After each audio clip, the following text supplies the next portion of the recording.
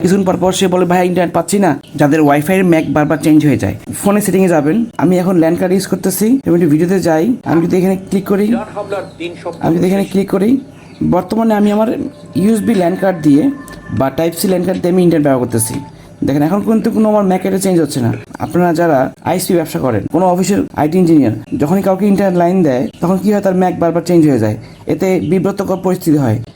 আপনারা কী করবেন, কীভাবে ম্যাকের যেন চেঞ্জ না হয়ে যায়, যেই ওয়াইফাই কানেক্ট করবেন সেই ওয়াইফাইয়ের মধ্যে ঢুকে সেটিংয়ে ঢুকে, এইটা একটা সেটের জন্য ভিন্ন ভিন্ন হতে পারে। অ্যান্ড্রয়েড ফোন স্যামসাংয়ের এই সেটের জন্য যখন আমি ওয়াইফাইয়ের মধ্যে ঢুকবো, সেটিংয়ের মধ্যে ভিউ মোড়ে যাব।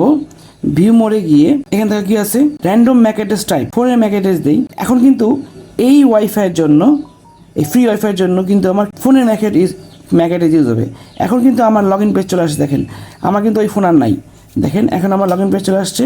আমি যদি আমার লগ ইন পেজে যাই, দেখেন অলরেডি আমার ইন্টারনেট ব্যবহার করার জন্য পাসওয়ার্ড চাচ্ছে। পাসওয়ার্ড দিয়ে দিই, লগ ইন পাসওয়ার্ডটা ইন্টারনেট পাওয়ার জন্য হিসাব দিই। Then already you are log in. এখন আমি যদি এই কেবলটা যদি খুলে দিই, এটা এখন খুলে দিচ্ছি, এখন আমার দরকার নেই। এখন আমি ওয়াইফাইতে যাচ্ছি, দেন অলরেডি আমার ইন্টারনেট চলে আসছে। আমি যদি এটা ক্লিক করি, অলরেডি আমার ইন্টারনেট আমার চলে আসছে।